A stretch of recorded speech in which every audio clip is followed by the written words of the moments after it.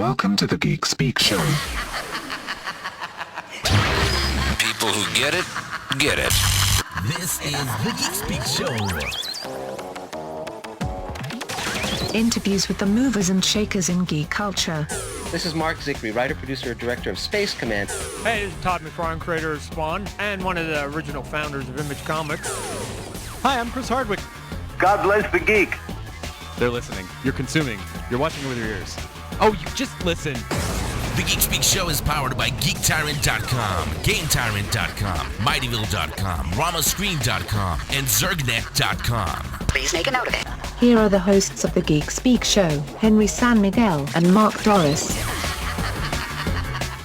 Yes, here we are. Welcome to the Geek Speak Show. You know, that just reminded me, BBC America just also had, we're about to talk about TV shows, they just had the season finale for The Nerdist Show on BBC America, their first season.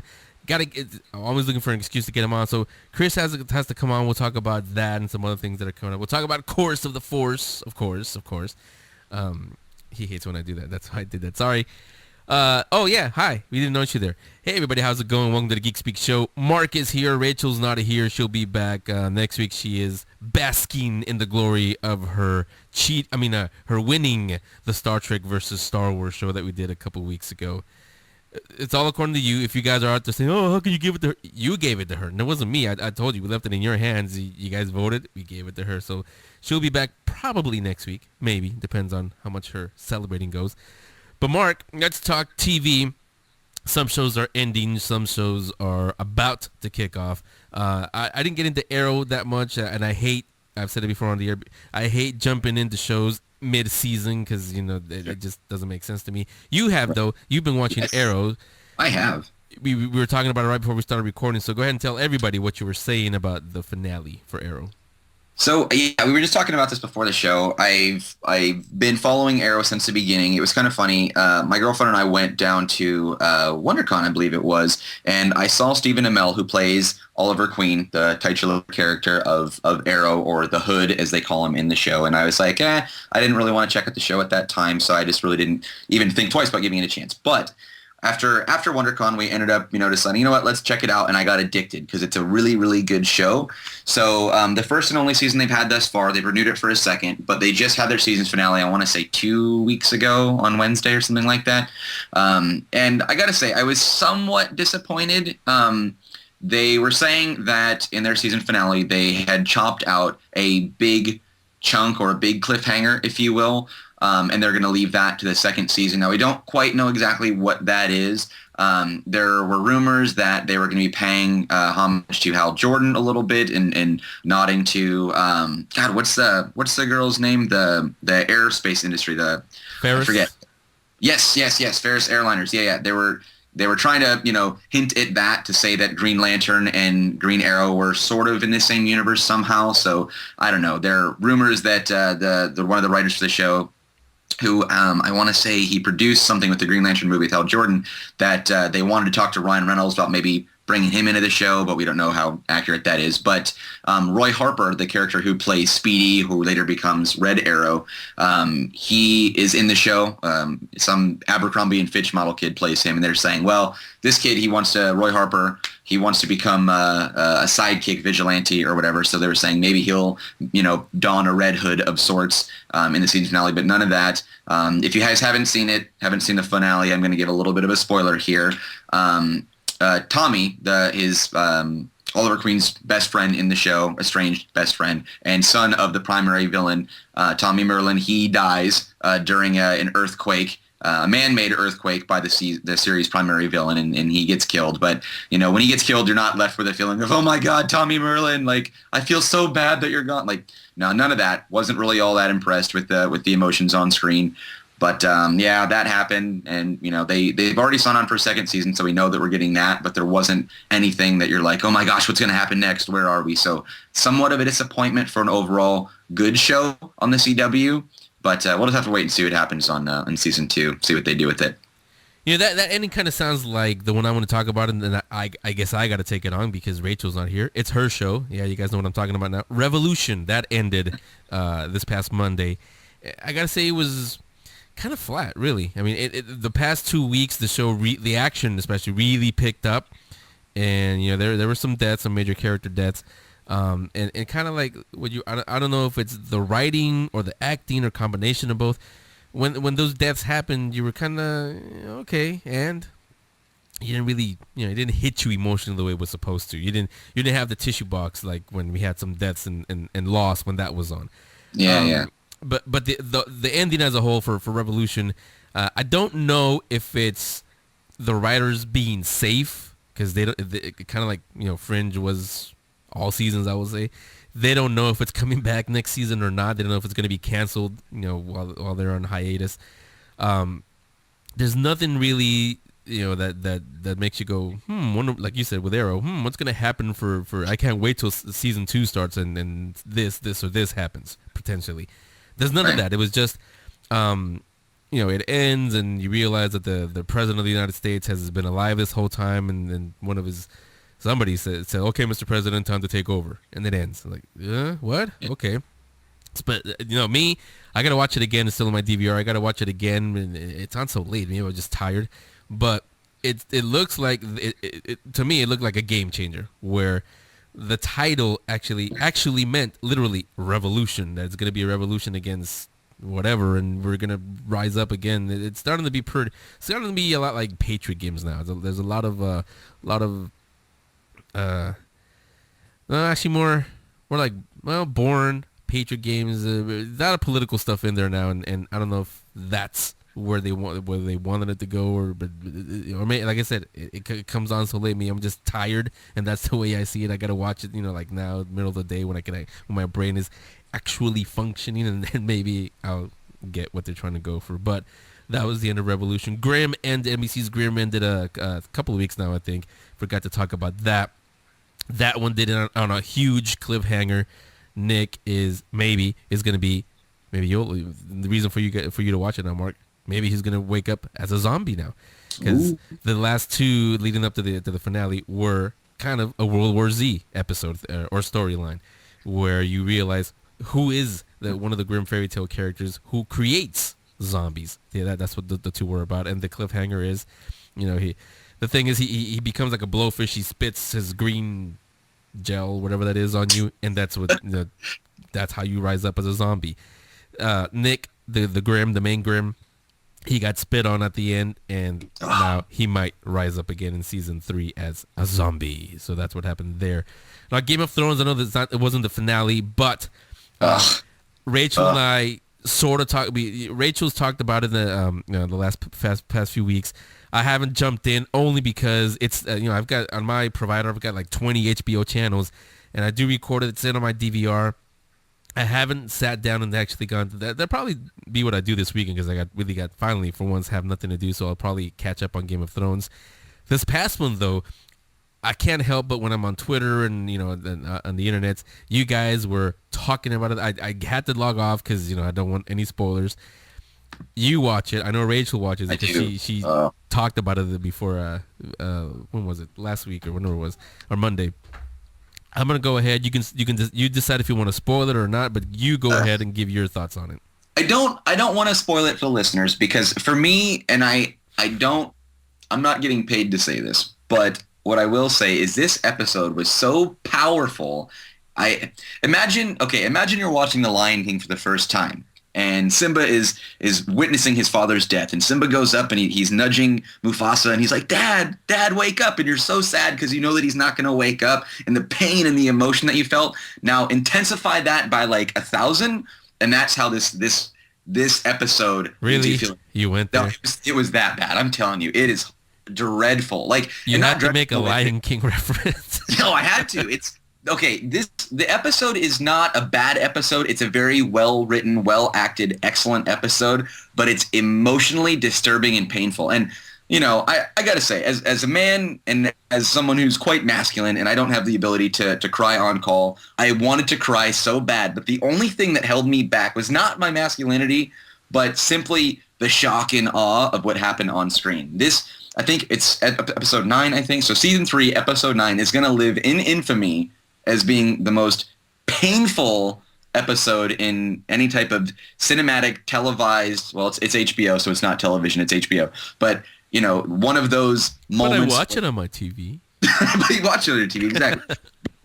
It hurt. And it's funny to me in the sense that George R. R. Martin, he, I would have to imagine that his mindset is that he really wants to go against the grain. Forget everything you know about conventional storytelling and, you know, this character does this and this main character does this and this character is safe and this can't happen, this would never happen. He throws all that to the side and just does whatever he wants, and he just messes with emotions. It's quite amazing. I've never seen someone do this before, and George R. R. Martin did the books. It's a series of what will be 7 books. He's done 5 books now. The last one came out in 2011, and I think the next book is supposed to be either this year or next. I don't recall. It's in the works right now, and I want to say that we're on maybe the 3rd season, 3rd book maybe. I'm not sure if it follows chronologically that way exactly, but I'm trying to read the books to get caught up, but I didn't get to this point, so it was a complete shock moment for me what happens in this episode, the Red Wedding, as it's called. That's about as far as I'm going to say. Red Wedding, that's all you need to know. But it's what I've liked about it, and Henry, you brought up that it's all over Twitter, all over Facebook.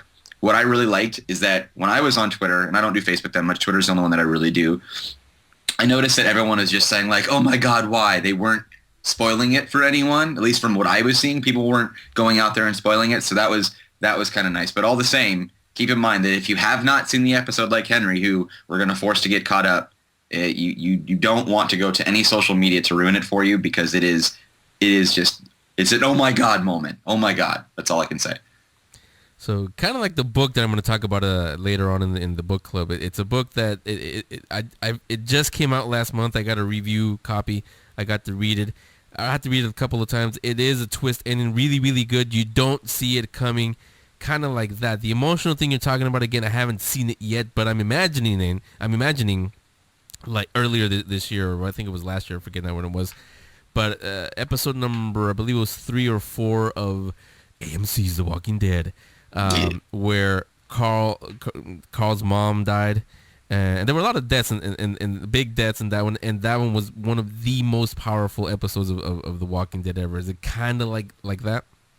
It's worse than that. It is so much worse than that, because I read the comics, so I kind of expected as much to happen, so maybe I was just kind of prepped for it. And in the show, like, it's very emotional, and you know that they kill off main characters all the time, and you know you're accustomed to that. But when Lori dies, you're like, oh man, what a bummer. Like, how's Rick going to handle this now? What's Carl going to do without any guidance from her? Like, what's going to happen? But in the Game of Thrones, it's so much more intense that there's no way to really prep you for it. Like, I heard, I want to say one of the producers of the show, The Game of Thrones, said that when he was reading the books, when he got to this scene of the Red Wedding, that's the reason why they wanted to make it a TV show, because it was such a holy crap moment that it had to be created for people to see, like the masses. Because, I mean, believe it or not, there's probably, so many more people that would rely on Game of Thrones as far as a TV show and would never watch or read the books rather, But I heard that was the catalyst. That was to create the show, was based off of that, chapter in the books. So, I mean, that tells you if a whole series can be spawned off of that one thing, like, that one thing is huge. And it is, apparently, from what you guys are saying. Oh, God, it's so huge. Oh, so now God. I got to catch up this weekend. See, now there's my plans for the weekend. Catch up on Game of Thrones. So those are the shows that are coming to their finales. Returning this weekend on TNT is Falling Skies again. It's been gone for a bit now. Their season 3 kicks off this Sunday. Starts, I think it's 9 or 8 o'clock. It's a 2-hour premiere. When was it? March, or April one. It feels like years ago. But at WonderCon in Anaheim this past, whenever it was, 4 months ago. I had a chance to sit on the round table. You guys heard it after we came back, with some of the stars from Falling Skies. Drew Roy, who plays Hal Mason, who's going to be a little different. I'll just put it that way this time around. We got to hear from him, so I'm going to replay it for you to get you ready for Falling Skies return on TNT this Sunday. Here we go. Drew Roy plays Hal Mason. Here he is from WonderCon 2013. So Hal is not the Hal that we all know now. Well, at the end of season 2. Do we know that, though? We don't know. You tell me. Is Hal going to be causing a lot of trouble in season 3? Well, we we left off with Hal in quite an interesting situation where we're not really sure what's going on.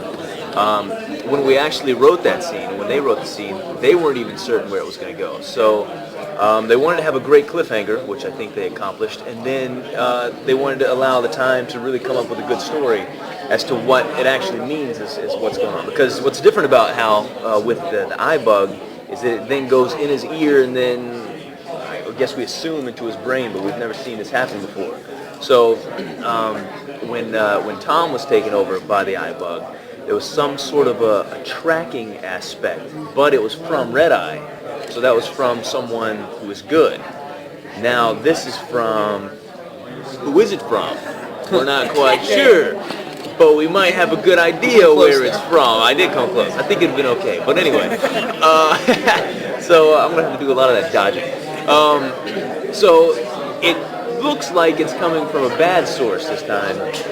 Therefore is going to sort of bring up this mischievous side, this potential evil side. But the way the writers went about it is it's very much a push and pull. We're going to see aspects of the old Hal that we've all come to know. And then there's going to be these demons that he's dealing with. And we'll have to see how that plays into his life and how that affects people around him. One of the things that was good about last season is that compared to the first season felt very contained in one location. Second season was a lot more exploration of the world. How will that maybe continue with the third season in terms of exploring more of the world, or are you primarily in one place for a lot of the season? I completely agree with you. I felt like the first season, we were setting up the story, and so I guess keeping it contained like that was a good thing, but I definitely enjoyed when we were going out on the missions. We were on the run the whole second season, but then the second season came to an end with us being in Charleston, which looks like an easy place to just set up camp and get comfortable. But I think we all learned on the show that when we're on the run, it's a little more exciting. So this season, my dad, Tom Mason, is the president of Charleston. He has risen through the ranks, and he is now running Charleston. It's a smaller operation. It's not the president of the United States, but we're calling it the new United States. We don't know who else is out there. But at the same time, there's still a lot going on out up past the perimeter, which is going to take our characters out there time and time again. It's very interesting ways. So yeah, we're definitely going to see us out dirty and gritty and not just comfortable at home. Before you guys start filming the seasons, do they sit you down and tell you where your character arc is going to go, or do you guys get surprised like we do? Somewhat. I found out some of the details of what's going on with Hal was going to be at Comic-Con last year. So that was, I guess, a month and a half before we started shooting. And then we go into the writer's room, and they sort of give us a breakdown of what they're thinking, if we have any ideas, and we kind of throw some ideas around. But then at the same time, as the scripts are coming out, they're always evolving and changing. So sometimes we'll have a storyline that looks like it's going over here, but when we finally shoot it, it's actually completely different than what we thought. So we have an idea, but it's always up for change. Well, I was rooting, I'm a big fan of Jessie's, and I was rooting for her on Last Resort, but now I'm hoping to see more of her on TNT. Well, I think you might be in for a treat. Okay. You can't get rid of her. Yeah. She causes too much trouble. Well, I TNT, we know drama. She makes the drama. Yeah. And I mean, I don't. How long did she spend in prosthetics for her? Right now in season 2, how long did she spend in prosthetic makeup to get that look? Well, I guess most of her prosthetic work is just with the harness. Okay. So I'm not sure. I think when she and Connor have to go through the spikes, it takes them a little longer, and then particularly when the spikes have to light up. Yeah. Because just a normal spike is one thing, but to have the lighting spikes is a whole different ballgame, apparently. I don't know much about the spikes. But now Doug Jones, who was playing the new alien that we saw at the very end of the second season, now that's a guy that's going through prosthetics. He has to get there, I want to say it's 3 hours beforehand, maybe 4, and that was a suit. He could speak better about this, but from what I heard talking to him, he got to help him design the suit, so it was more comfortable, easier to get in and out of, and when he's on set, that's something pretty impressive. I mean, it looks like an alien's walking around. The eyes are just fantastic. They actually used to have his face, it was ridiculous looking. It was. He had this big giant head, and his whole face was cut out, so that you could see expressions. They could work off of that, but it looked ridiculous. And then for some reason, they decided that it would actually be easier in post to put the face on it. And so then they changed it about halfway through and actually made a mold of the face, and then they will enhance that in post-production. And that was the evolution of Cochise is his name. I think it's Chichak Ilsichnikoi is his real name. I could be completely wrong, but it's somewhere in that vein. Well, Doug always does a great job. Oh, it's fantastic, right? Yeah. Put him in anything and he looks good. You just cover him up and yeah, he looks real good. So, I mean, in a show like this where there's a lot of twists and turns and things like that, do you prefer only knowing what your character is doing and being surprised by the rest of the storyline, or do you kind of want everything? I only like to know what my character's doing if it's something that I'm privy to. Like with this thing that Hal's going through, I wanted to know what was affecting him, why he was having these things happen, so that I can play that, and there's like a linear bridge together through from one to the other. Now, if it's something that a carpet's going to be pulled out from under Hal, like in the second episode of the first season when Jesse goes missing, I don't need to know that, because when it comes, it comes. It's going to blindside me. So as long as it's not something that I'm playing, actively playing, the only time I get to be an audience member is when I read that script. So Connor Jessup loves to give spoilers because he likes to find out what's going on, and he prides himself on knowing I never want to hear. That's Drew Roy, plays Hal Mason. Again, he didn't give it away, but again, like I said, he's just going to be a little bit different than what we're used to.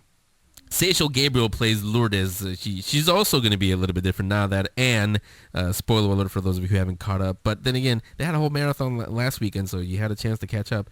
The Anne character is her mentor. She was pregnant. She's going to have the baby right in the first episode because they don't want to have her pregnant the whole season, which is a good thing. So Seychelle Gabriel's character, Lourdes, she takes on the head, caretaker role now. So here's what she had to say about what's coming up for her character arc in this season. Because last year, I felt so bad for your character last year because of her relationship and what happened to her boyfriend, and she had a big attitude change. So I'm wondering, how has all of that stuff affected her? Like, how has she changed from season 2 to season 3? She's grown up a lot. I mean, she did from season 1 to season 2, but even in a more so, it's almost like season 2 is like her kind of college phase, I feel, and like season 3, she's like a full-blown like adult. She's become a doctor in Charleston. It's 7 months after, and some of that darkness I think that she took from Jamil has been channeled into just straight up productivity, just moving forward. So, I mean, how I like to justify it is that, if I couldn't do anything to help Jamil lying on the floor, and I basically watched him die, then why not help as many other people as you can? And so I think that's kind of what was going on in her head, at least for me. And Well, how does Annie's pregnancy affect, your relationship with her?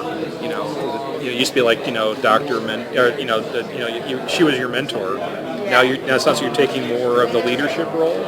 Yeah, I'm taking like kind of all those lessons she taught me in the past 2 seasons, and she's kind of letting me go with it. She's got her baby, and I mean, I'm her help. I'm still her assistant, in so many realms of life, even as a friend with the baby and stuff. And actually, in terms of that like darkness coming from season 2, the baby is such a like beam of light in the first episode, and I think Lourdes even has like a bit that she says to Anne, like, I'm almost envious of your child because everything is new and beautiful to them.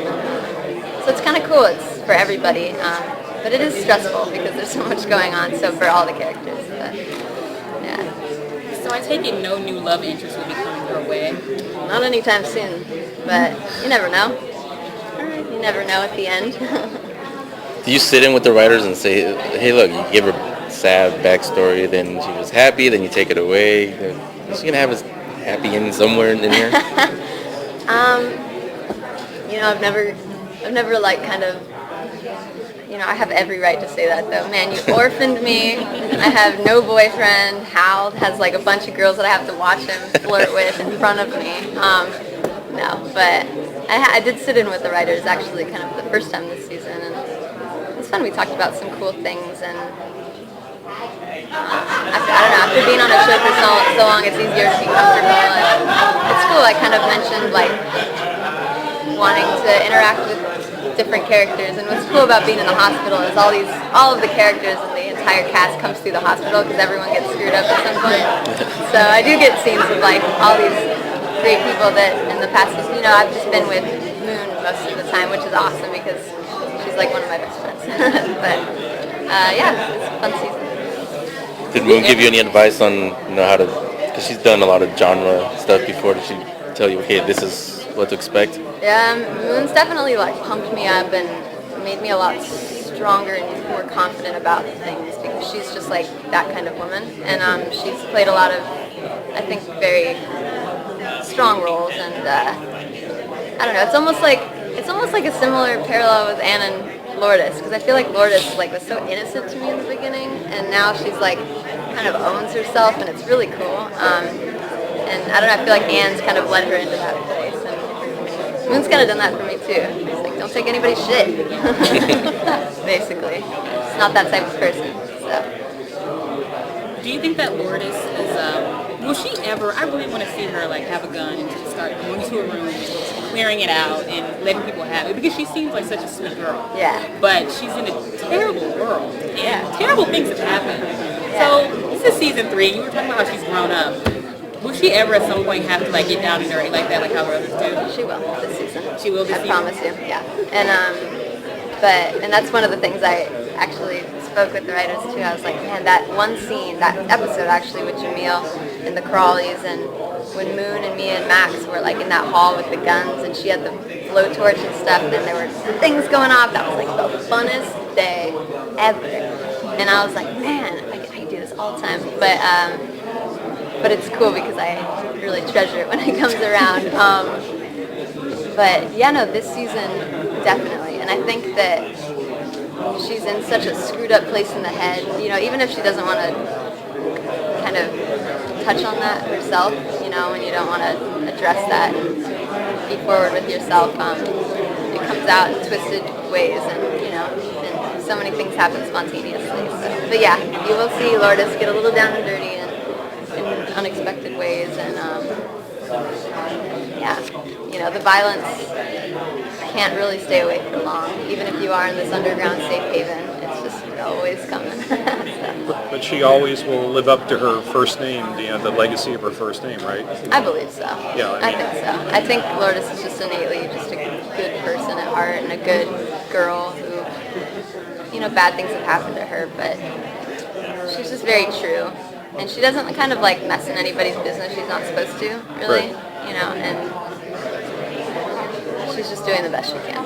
So I think that's kind of almost the definition of someone who's like a lord, someone to look up to, and almost a human like you, but in an exemplary way that, people go, and she's like literally a place of healing, Yeah, which is cool. What was do you know the story of the Lady of Lourdes? And then I think it was like there's something about people would go there, people desperate, people, injured people would always go, and the Lady of Lourdes would help them. Yeah, and it's funny because doctors, and you realize this on the show too, are just almost like therapists, and I'm speaking through all this medical jargon, which is a new thing this season that I got, but you're speaking through all this, but basically you're just telling them like they're going to be okay, or they're not going to be okay, or like basically you're going to be okay because your friend's going to be okay. It's just like you see it in their eyes. Like you're my information duct. You're what's going to help me sleep at night. And it's I read a book on nursing, and that's usually the nurse's role, but in this kind of world, doctor and nurse are one and the same. I mean, just helper, anything. And so it's just like a big mashup of help and stress, and yeah. But last question. So do you like knowing what's coming up, or do you just want to know what your character is doing at any point in time? Do you like to know the spoilers? I like to know, and you know what? Like, part of me says I don't, but like, goddamn, I'd love to know. And people just like whisper things on set, and you're like, what is it? They're like, I'm not supposed to tell you. Like, yeah, but I'm right here.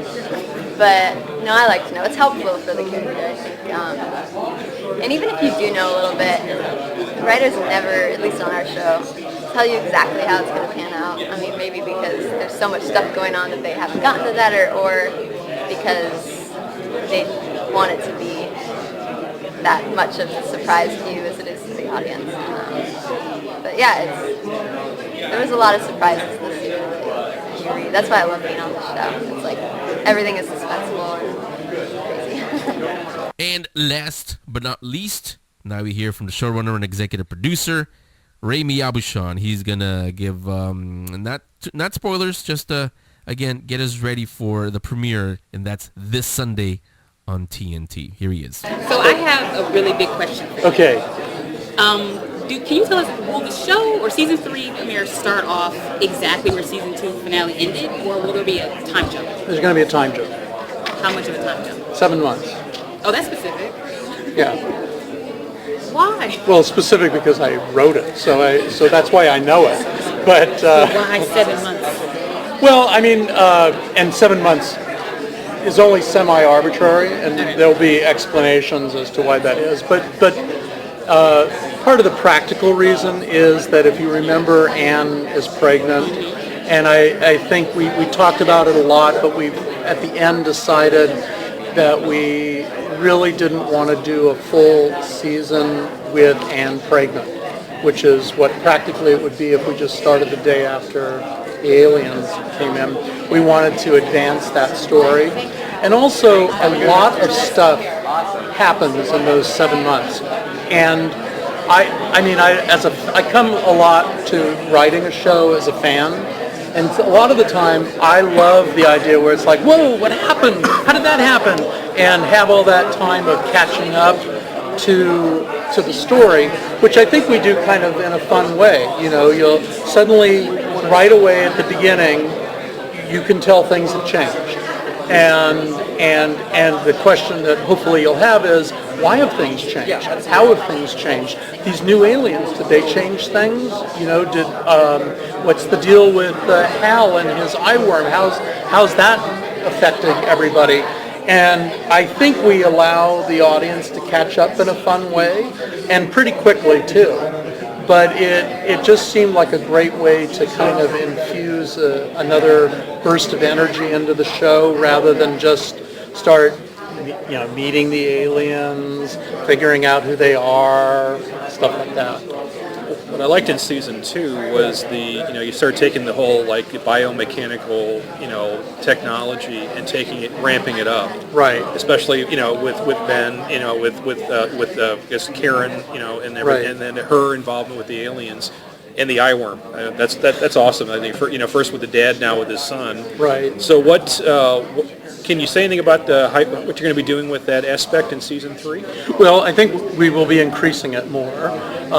One of the things that's fun about bringing in yet another alien entity, who are clearly very different, both technologically and just physically different than the Ishpani or the Overlords that we've had before the Skitters, we introduce their technology, which is kind of fun, and wonder whether or not that technology is compatible with ours, and also are they our allies, or are they just bringing in more craziness to catch us, get us end-runded. We're trying to figure all of that out. But I think that in terms of like expanding the mythology of the Ishpani and the Overlords and what their purpose is here, we'll see a lot more of Karen this season. In many ways, she's almost the face of the enemy, which I think will help us understand them more. Well, it's like I was saying, telling before about. I said I love Jessie. I think she's a great actress, and I was rooting for her in Last Resort. But I like seeing her back. Yeah, yeah. We had quite a balancing act with Jessie. By the way, one of the nicest people in the world that you'll ever want to meet, and such a trooper, because they literally were flying her. She was on a flight from Hawaii to Vancouver, and she did that 4 times. Gosh. And literally would leave the set from Last Resort, get on a plane, go do her Karen thing, a completely different character, and then zoom right back to Hawaii and do work. She is great. So, I mean, both intense characters. I mean, how did she maintain her, that nice demeanor? She's just a solid. She's a trooper. That's the best thing I can do. I mean, she has always got this great attitude. It's infectious, actually. This will have to be the last question. Okay, sorry. I should talk less. That probably would help.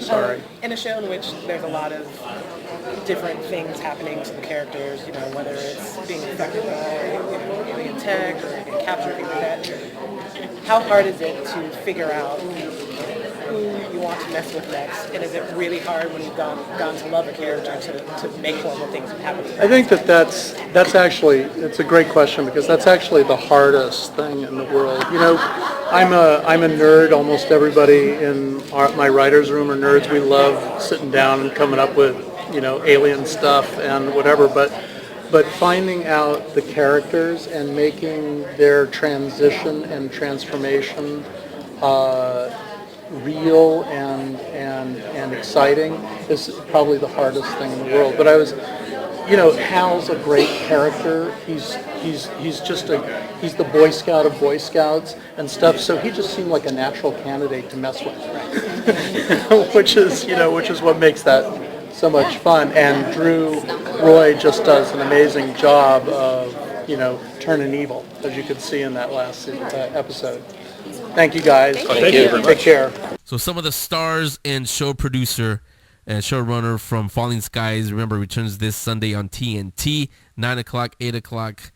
Check your listings, 2-hour premiere. It's back. It's going to be a little bit different. I can tell you guys, I've seen some sneak previews of the thing. It looks very action-packed. They listened to us from season 1 where it was just too slow. And I know you have to develop characters, but you shouldn't do it that slow. So they picked up the action, and the action picks up even more in this one. So it returns this Sunday. Now, let's take a little break. Mark, you ready to commentate on comics? I am. Okay, let's listen to him, see what he has to say about comic books this week. Let's do it. Comics Commentary with Marc Dorris on the Geek Speak Show.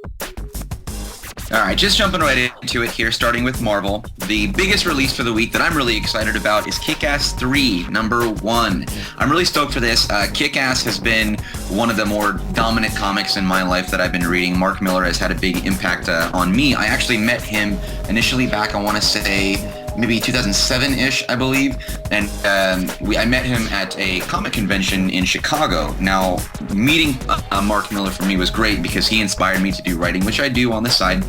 And during the convention, I actually got to see the first footage for the Kick-Ass movie. So ever since then, I've just been a diehard Kick-Ass fan. I've read, and I have every collection and all the alternate covers for Kick-Ass 1, Kick-Ass 2, Hit Girl. So the final 4th piece in the collection of Kick-Ass, number 3, will be hitting shelves on June 5th. Typically, it could be a couple days after that, but I'm going to be heading down to my comic shop here down a little bit just so I can take a look to see if I can get my hands on one. The other cool thing about it is that there's 6 total covers for issue 1, all the ultimates. So there's 6 covers. What differentiates them obviously is going to be the difference in color and the difference in characters displayed on each cover. But if you have all 6 issues together, it will say, "Evil prevails when good men do nothing, justice forever." So I'm really excited about that. I'm probably going to go down there and pick up all 6 copies myself. In addition to Kick-Ass, we've got Red She-Hulk number 66, Thanos Rising number 3, X Factor number 257, Wolverine Comic Reader 2013 number 1, puts together First Class number 1 and material from Wolverine and Power Pack number 1. Winter Soldier number 19, Ultimate Comics, Ultimates number 25. Waiting myself for all new Spider-Man Ultimate Comics. The next issue I think is number 24. I think that comes out maybe next week or so. I've got the first 23, 24-ish issues. I don't remember how many, but I'm really digging that series, so I'm waiting for that one myself next week. Thunderbolts number 10, Superior Spider-Man number 11, another one that I got to get caught up with there. Scarlet Spider number 18, Iron Man number 11, Fearless Defenders number 5, Daredevil Dark Knights number 1, not the Dark Knight crossover that you would think, but Dark Knights with an N rather than a K. Cable and X-Force number 9, Age of Ultron number 9. In addition to all the physical copies that you can get your hands on, the Marvel did one subscription service that I'm really big on. Basically, it's a digital subscription that you can either pay monthly or yearly for to get your hands on thousands of comics. They add new issues every single Monday, so be sure to check out this week's releases, starting with all new X-Men number 2, Amazing Spider-Man number 699, Avengers number 1, Avenging Spider-Man number 15, Daredevil End of Days number 3, Deadpool number 3, Hawkeye number 5, Iron Man number 3, Thunderbolts number 1, Ultimate Comics Ultimate number 18.1 and 20, Uncanny Avengers number 2, X-Men Legacy number 2, Extreme X-Men number 7. With thousands of comics already ready for reading, expect to see new issues, like I said, every Monday for their releases, okay? In addition to Marvel, let's talk about DC for a bit. So this is going to be the week of the 21s. We're going to be looking at Action Comics number 21, Batwing 21, Detective Comics 21, Green Arrow 21, and Green Lantern 21. Now this, guys, for not a spoiler or anything like that, but in case you don't know, I'm just going to tell you now, this is the end of an era. Number 21 will be the first issue not written or having any impact by Jeff Johns. He is leaving after nearly a decade of writing for the Green Lantern character. Now we're going to be seeing Robert Venditti team up with artist Billy Tan as they pick up where Johns left off in last week's number 20. Hal Jordan is now the head of the Green Lantern Corps, a fresh start with new challenges, threats, and allies for the Green Lantern series. Also adding to the weeks of New 52, the 21s here, we've got Stormwatch 21, Swamp Thing 21. We've got a graphic novel, Harley Quinn, Night and Day, featuring Harley Quinn issues 8 through 13, as well as Harley Quinn, Our Worlds at War number 1 for $17. Superman, The Golden Age Volume 1, where we see the first appearances of Lex Luthor and Lois Lane. Features issues 1 through 31 of Action Comics, New York's World's Fair number 1, New York World's Fair 1940, and Superman number 1 through 7. So you're getting a pretty big collection of comics there, looking at on the more expensive side of $75, but if you're like me, if you're a Superman fan, this is right up your alley. We've also got graphic novel Solo Deluxe Edition, a collection of 12 issues of the acclaimed series hit shelves for 50 big smackaroos this week, featuring stories with Batman, Superman, Robin, Teen Titans, etc. You can't go wrong for $50 on this guy. Crisis on Multiple Earths, Volume 6, featuring Justice League of America 195 through 197 and 207 to 209, in addition to All-Star Squadron 14 through 15 for about $20. Batman and Robin Volume 1, Born to Kill, it's the first 8 issues. Bruce and Damian Wayne, featuring those two in their New 52 for number $17 rather. Batman and Robin Volume 2, Pearl, issues 9 through 14 for $22. Dial H, number 13. Legends of the Dark Knight, number 9. Earth 2, number 13. Amekami Girls, number 4. The Movement, number 2. DC has released another trailer for the upcoming Flashpoint Paradox, based on the comics miniseries that, of course, was the catalyst for the New 52, which we are 21 issues in. Be sure to look for it July 30th from Warner Brothers and DC Entertainment. I'm really stoked to get my hands on the Blu-ray copy. Jim Lee, co-publisher of DC Entertainment, and Ed Boon, the creative director of NetherRealm Studios, have announced Scorpion as a downloadable character for Injustice Gods Among Us, that popular fighting game featuring all of our DC heroes. The Injustice Gods Among Us does have a comic side spin-off, a prequel, as it were, that fits into the video game. So we'll be interested to see whether Scorpion or any other Mortal Kombat characters will be introduced into the comics. But for now, it seems like we might just be getting a little fun character add-on as a homage to the DC vs. Mortal Kombat video game that we saw last year. Keep in mind the prices for all the comics we want will vary depending on a store near you. That's it for this week's, guys. Be sure when we talk about next week to follow up to all these issues. And yeah, have a great day. Are you ready? Here's a Geek Speak Show Quickie. So while we're waiting for that super movie from DC Comics and Legendary Pictures later this month, I think you know which it is, There's another little movie coming out this weekend, June 7th, called The Purge. Stars Ethan Hawke and Lena Headey. It's produced by Jason Blum.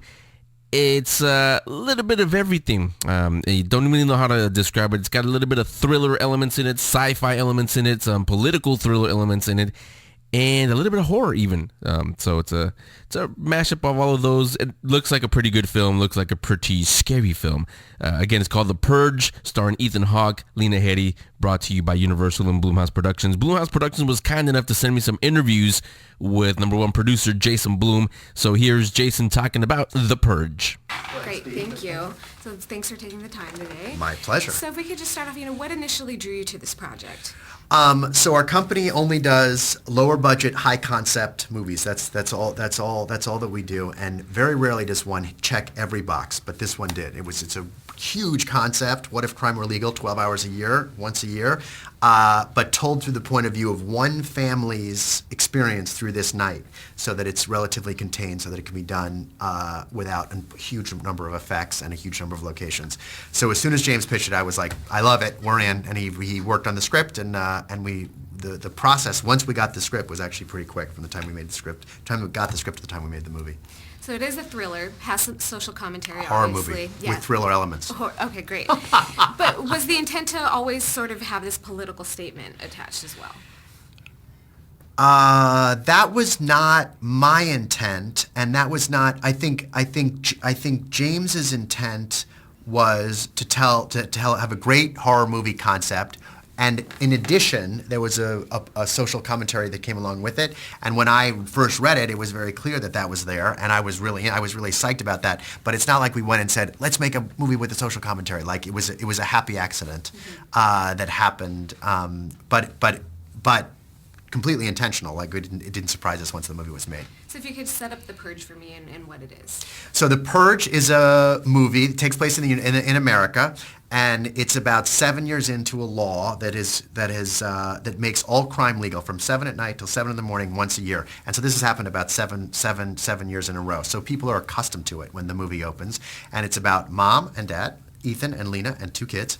And it starts a little bit before 7 o'clock on this 7th year of the Purge, or thereabouts. It doesn't exactly say in the movie.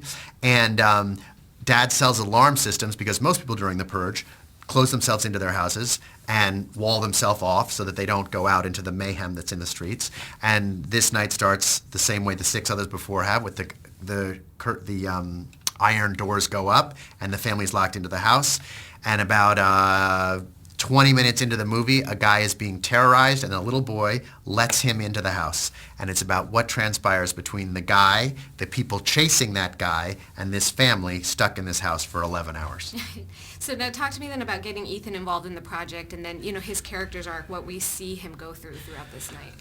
Ethan and I have been great friends for over 20 years. We produced theater in New York together. We had a company called Malapart. We did a movie version of Hamlet together in 2000, and then ever since I've been doing these scary movies, I've been trying to talk him into doing one. And finally, he agreed to do Sinister, which was a great triumph for me. And we had a really fun time, a great collaborative partnership on the movie. And in fact, he liked it so much at the end of the movie, he said, let's do another one.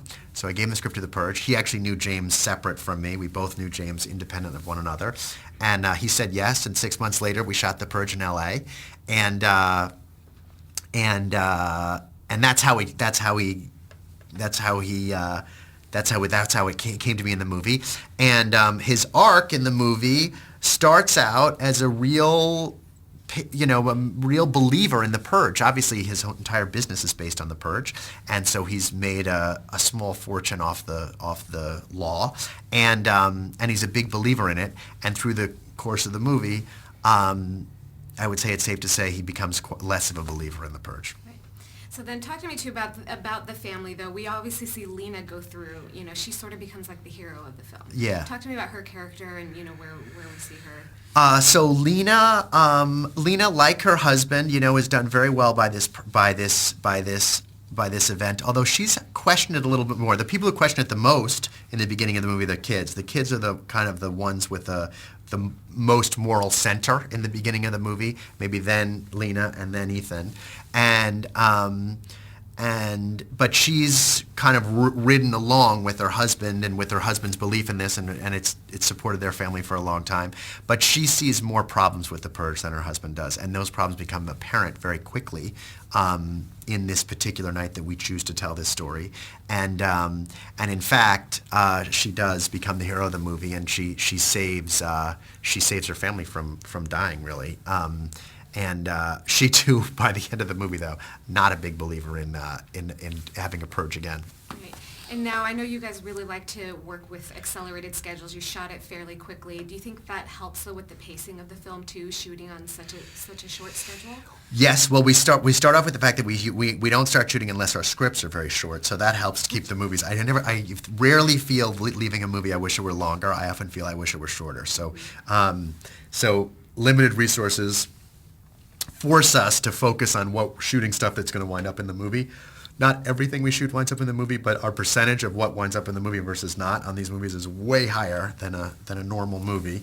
And I think to a certain degree, the fact that we're covering a lot of ground every day gives a certain momentum to the movie. And if we have the right DP, and we had a terrific DP on this movie, a guy named Jacques, a French DP who was great.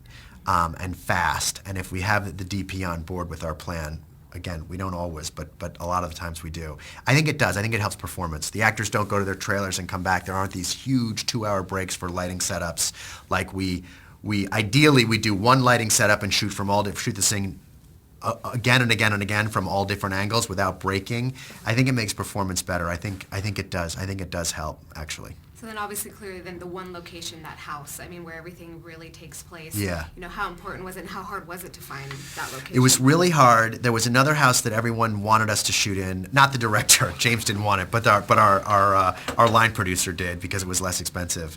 And we saw this house, and we reached for it, and it was a long negotiation to get the house, but I was really glad we did because the house really is a character in the movie, and I think the house fits the movie really well.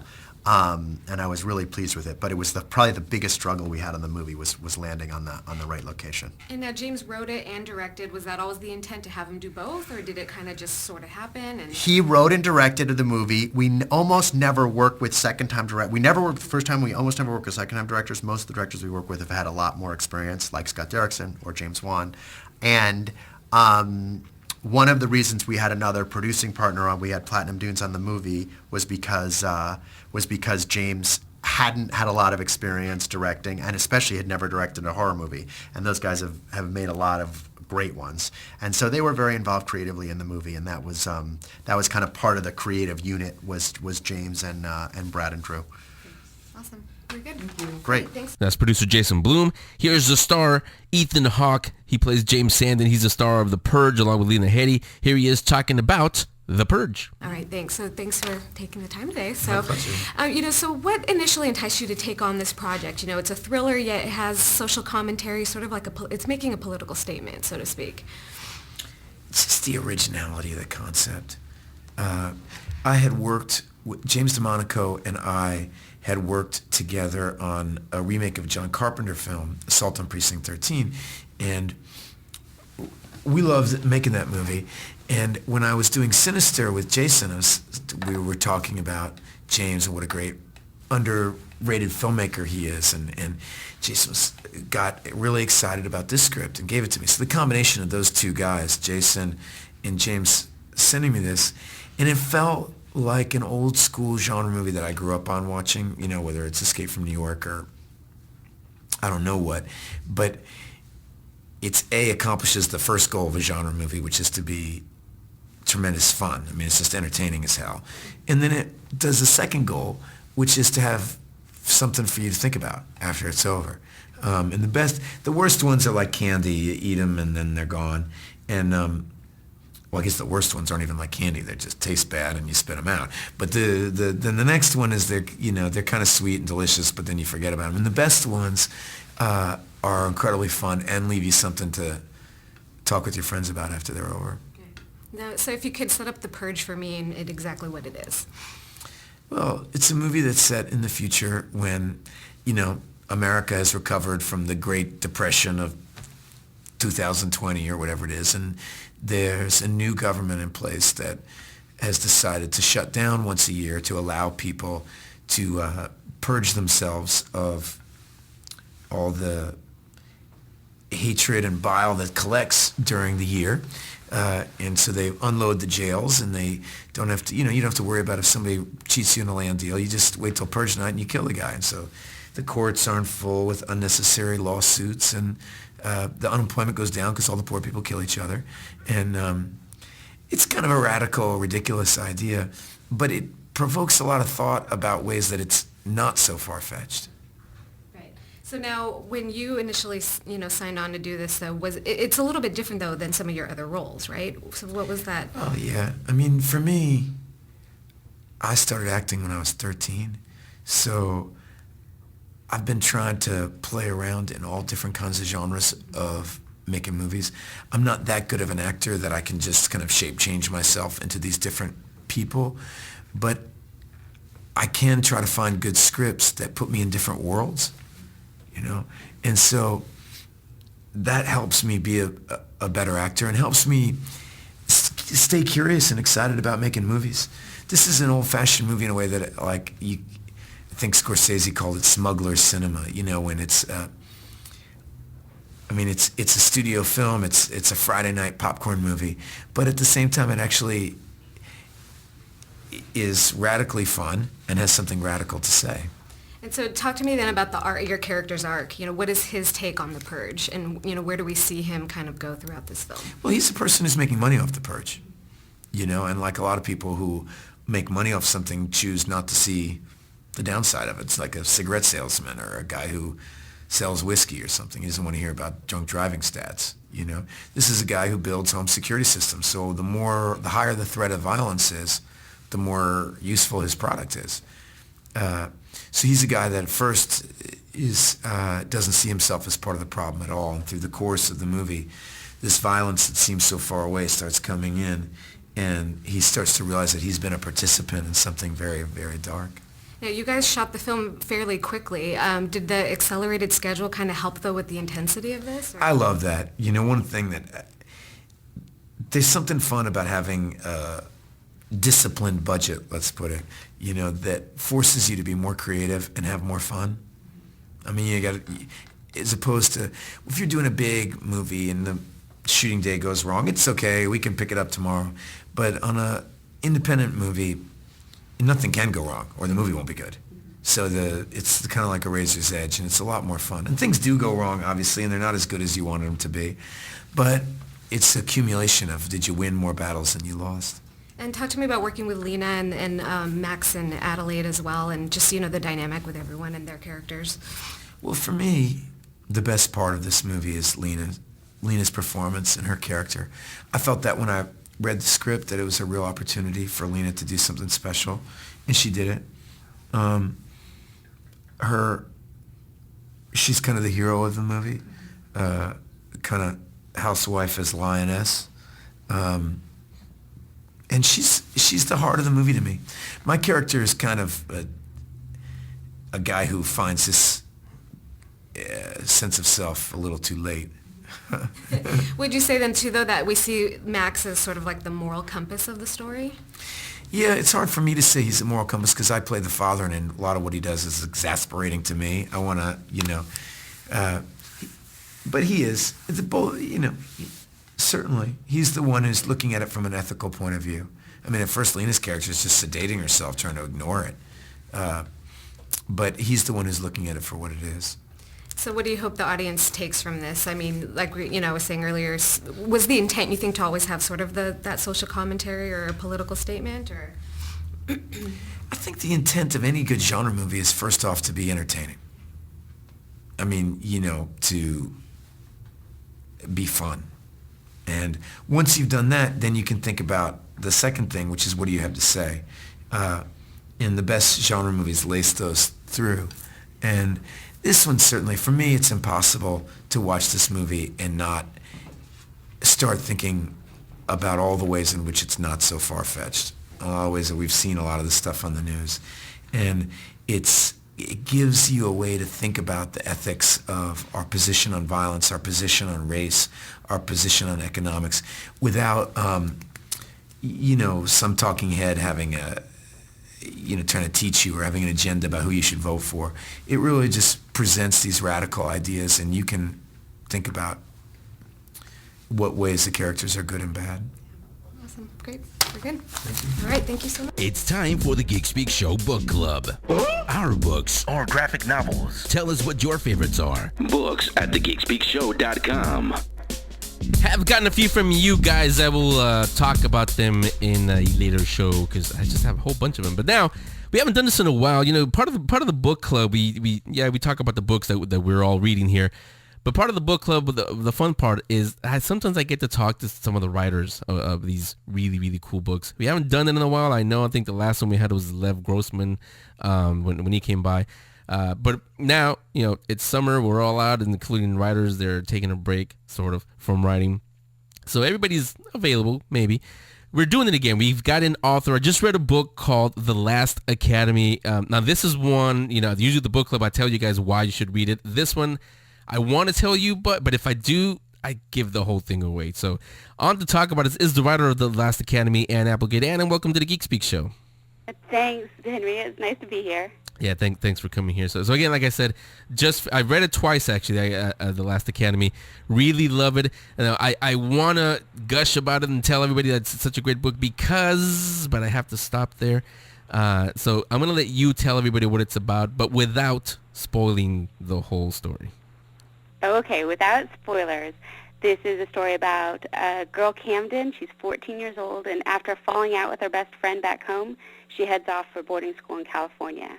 And the Lethe Academy seems cool on the surface, but soon she starts to realize that something spooky is going on. Yeah, that's perfect right there. And if that doesn't entice you, like I said, I could say a few more things, but then I'd be giving away too many things. So I'm going to stop right there. So where did the story come from? Where'd you get the idea from? Well, when I was 14, I headed off to boarding school in California. And on one of my trips, I met the inspiration for Barnaby Karen. And what happened was, I think it was my sophomore year, I was taking a flight from home to California, and it was just me and a handful of businessmen. And this guy came and sat down next to me, and he started asking all these common traveler-type questions. But there was something really odd in the way he spoke. It was almost hypnotic. And at one point, he reached out and he put his hand on the base of my throat, and he said, "You should get off in Denver with me." And I was just, kind of young and naive, and I just turned to him and said, "I'm 15 years old." And he said, "That's okay. I'm married." Whoa. And part of me was just terrified, but there was part of me that wanted to go with him. Just my life had been so strange up to that point. I thought maybe this is what I'm supposed to do. And this alarm went off in my head and said, "You idiot, he's probably a serial killer." And so I did like Camden. I just got out of there, but his memory has just stuck with me all this time. And as I get older, it seems more spooky to me, I think, than it did when it happened. Yeah, I mean, when readers first get to that, it's early. It happens early in the story. It does read like a really spooky, creepy thing, and then later on, when it's actually revealed what it was, you're like, oh. But I thought, like I said, I've talked to a lot of authors here on the show, and I always ask them, where'd you get the story, what inspired this story, and most of it comes like most everything in entertainment, it comes from personal experiences. Yeah. Honestly, when I was reading it, I thought, or I should say, I hoped that wasn't that you experienced yourself, but apparently it is. It was, but I was lucky. I got out of there quick. Yeah. Again, without too many spoilers, but did the story, what it is, did it start out as what it is now, or was it something else entirely when you first started coming up with the story? It was a little longer the first time through, but it was basically the same as it is now. Okay, so now for this section here, I got to give you guys a little warning. Spoiler alert! So this section is for the people who have read The Last Academy. Everybody else, you might want to skip over this part because it'll ruin everything for you. So for those of you who have read and enjoyed The Last Academy, and I know that's a lot of you, let's get into specific details. So gave you plenty of warning. Don't send me the emails and say you ruined the story for me, because I gave you plenty of warning. So the story deals with a topic that we all think about at some point in our lives. That's death.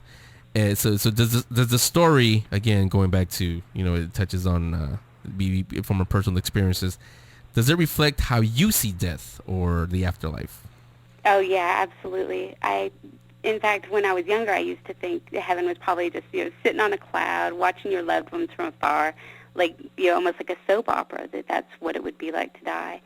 And then my grandfather died, and my grandmother was this strong, independent, unflappable lady. Like, I never, my whole life, saw her out of control. But at his funeral, she just really calmly tried to get into his coffin with him. And I think just because she was so broken from losing him. And I knew that if my grandfather could see that, it wouldn't be heaven at all for him. It would be hell. And so I had to rethink my, what might happen after people die. Yeah, I mean, not without getting too personal either. I mean, I recently experienced the same thing myself, not climbing into somebody's coffin, but I experienced the loss myself. And yeah, I mean, especially now that I'm a little older, because I lost my dad when I was 13 years old, and I knew it was happening, but at the same time, I still kind of didn't. But this time around, being a little bit more older, having a little bit more life experience, it does make you, sit back and rethink, what could be waiting for us. I mean, and you also start thinking, the kind of life that they lived, they were always there for us. They did everything for us. You almost hope, actually, you hope there is something afterwards. I mean, all of this that we do here can't all be for nothing at the end. I'm so sorry for your loss. Yeah, thanks. But I agree with you. I think there's got to be something else, right? Yeah, and also, we talked about it a little bit before we started the interview. The Last Academy, it has a lot of characters and motifs from Greek mythology, and those of you who are familiar with it, you'll see them right away. Well, maybe because like I was telling you, Ann, right before we started, I know it, and I didn't even catch it because I was so into the story. But why did you use that specifically? Why Greek mythology? I don't know. It just happened that way. It just was something cool to put in there, and it worked too, because it does work for the story. I'm glad. Yeah, just dumb luck, I suppose. Yeah, and one last spoiler question. We kind of talked about it right now that because it actually happened to you. What would have happened if Camden had gone off the plane in Denver? I think Karen was asking Camden if she was ready to face those hard things that would come. And I like the idea that the universe gives you only what you can handle, and that there's kind of built-in escape hatches if you're not ready to face what's coming. He does that at the end of the story, too, where Camden has to choose to cross.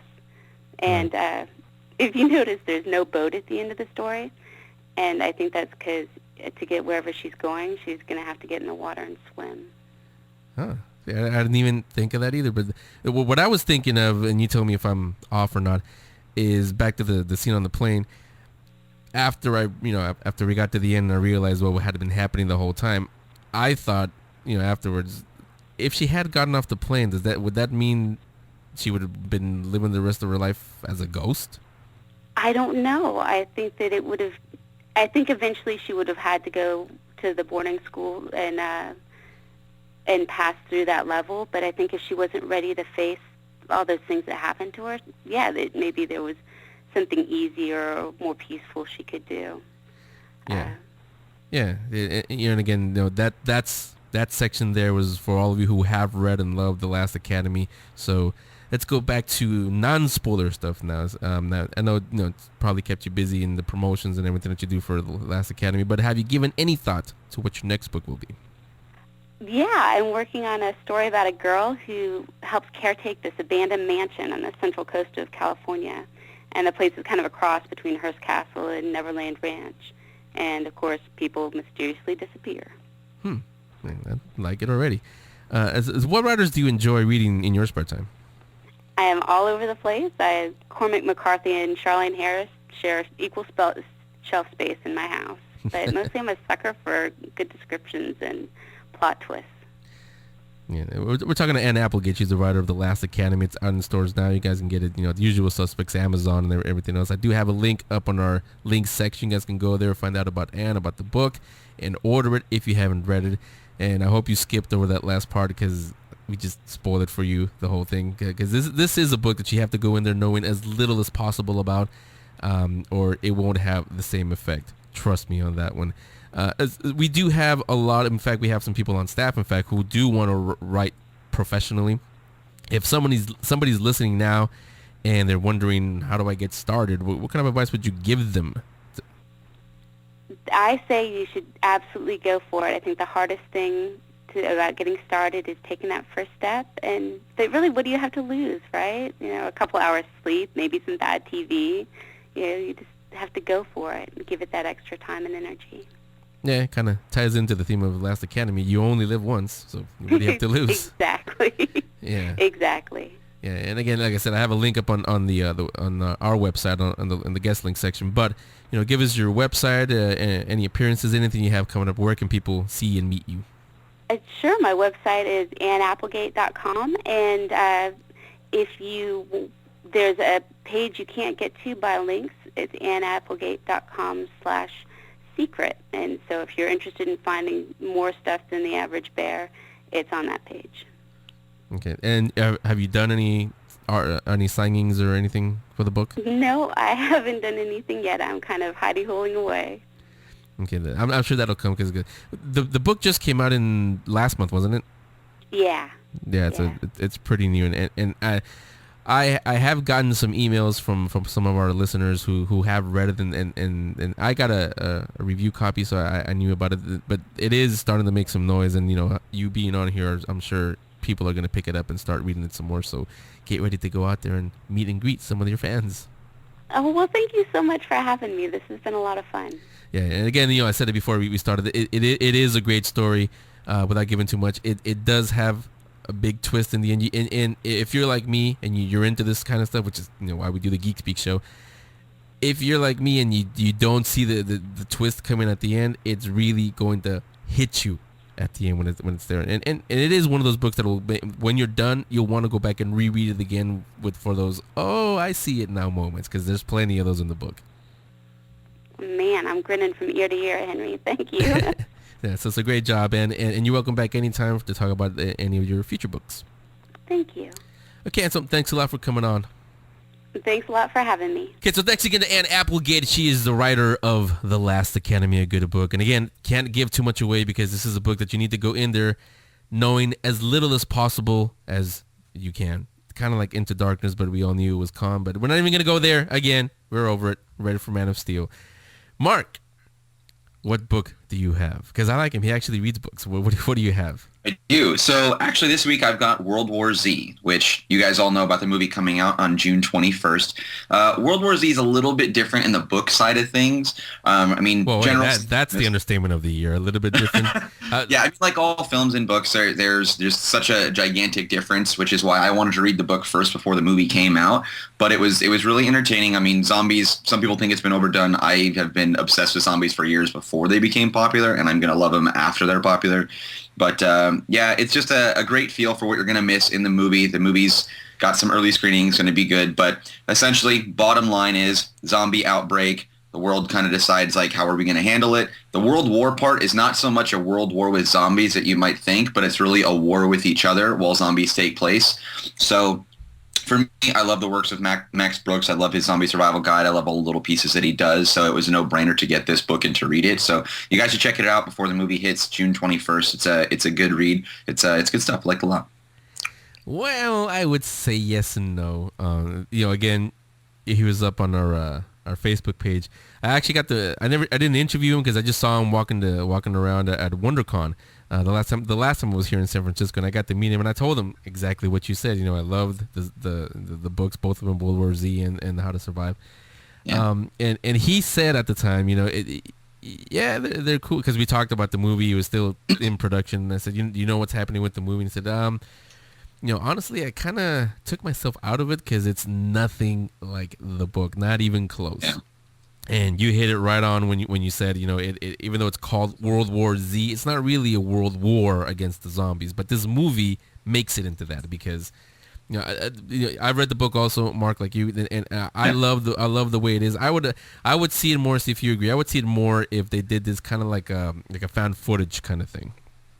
I was reading something interesting about that online, actually, and they said that what they're hoping to do with the World War Z film is to turn it into a trilogy. And I thought that was kind of an interesting concept. I don't know how they're going to do it, because I think like the way that you said that they're going to do it, they could probably get it done in one film. But the writers and the director, I think himself, said that they're planning on a trilogy, and they used, I think, the Jason Bourne films is kind of like their foundation for that. And I was like, that was an intriguing comparison, but.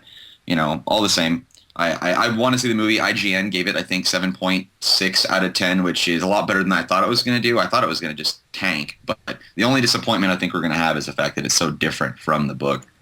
Yeah, and I myself, all of you, everybody out there is right, just like you. We love anything that says zombies or has anything zombies.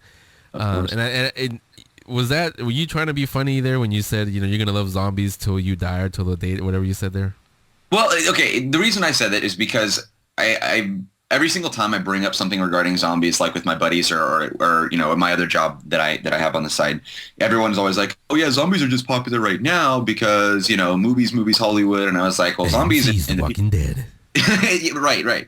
But my friends and I, we've always been into zombies. Every time we're in any mall or like a hotel or something like that, we always joke with each other like, okay, what's our escape plan? Where are we going to go? What do we do if zombies hit right now? We do that. And so when people give me a hard time about saying it's just a Hollywood thing, and it's like, it's not. There's such a massive subculture of undead lovers and, zombie enthusiasts and survivalists, that I just, when Hollywood gives up on all things undead, I'm not going to love it any less. I will still find my avenues of, zombie outbreaks and gore galore. I'm going to love it no matter what. I'm laughing because, Mark is a Rachel find and a great find, and I can see why you guys are friends. We've done it, I think, a couple of times on the show, but off the air, like when we were at WonderCon, these are the conversations we have over pizza or whenever we're just hanging out. Right. Rachel and I, we come up with, what's my plan for not if, when the apocalypse comes, when the zombies rise. And like you said, you'll be laughing. We will have the last laugh, because then when we're fine, when we become Rick Grimes, you guys will be like, I should have listened to Mark, I should have listened to Rachel and Henry, now look who's right. So again, get both of the books, not just World War Z, get the first one before that, How to Survive the Zombie Apocalypse, both from Max Brooks, really cool guy, really, really good books too. So those are our picks for the book club this week. Yours, don't forget, books at the Geek Speak Show.com. In case you can't remember it, here. That's the Geek Speak Show Book Club. Tell us what your favorite books or graphic novels are. Books at thegeekspeakshow.com. All right, so that's the show. Again, shorter one. Finally, not that I don't like you, Mark, but finally we're going to have Rachel back next week. And I think, no promises, we're trying to work it out, schedule-wise. I think I'm going to have Drea Letamendi back again, not to beat up on me some more with their knowledge of Star Wars, but first I'm going to give them they're going to officially accept their congratulations on winning the Star Wars versus Star Trek show that we did. And on a serious note, After Earth came out last weekend. I went to see it, and the fake Geek Girl is something that we've sort of covered lightly on the show here. Especially when Rachel and Ariel and everybody, all the real Geek Girls came on board. And, we're always going to have this quote-unquote argument. You're a fake Geek Girl. You're not the real thing. I heard it again at After Earth. I'll tell the story next week or when we do that show, but real quick, there was a couple of girls sitting a few seats from where we were, and I heard some guys behind them say, oh, you're just here because you like the Fresh Prince. This doesn't have a cool Fresh Prince song to go with this movie. And actually they were there because, and I introduced myself and spoke to them for a little bit because they didn't know those guys from a hole in the wall. They actually were sci-fi fans. They were there not for Fresh Prince. They were there because, believe it or not, they were keyword M. Night Shyamalan fans, and they wanted to see if he's going to return to form with After Earth. And they're still waiting, I guess. But that's why they were there. And but it got me thinking about Drea, and because she had this on her under the Mask website. She has a whole article about the fake geek girl argument, and so we're gonna have her come on and we'll talk about that. And I'm also gonna invite some few real geek girls who I know from talking to them. They've had that, oh, you're just a fake geek, or you just do it because you just want people to take your picture kind of arguments. So that's what we'll do. We're gonna try for next week. If not, I have some other things planned. There is a little movie coming from Legendary and DC Comics, I think. Mark, you heard something about that? No, I haven't heard anything about that. Yeah, I mean, if we could have a really, really action-packed summer movie from DC Comics, that would be super, wouldn't it? But, we'll settle for whatever we get for it. But till then, like we always say, come on back next week. We'll speak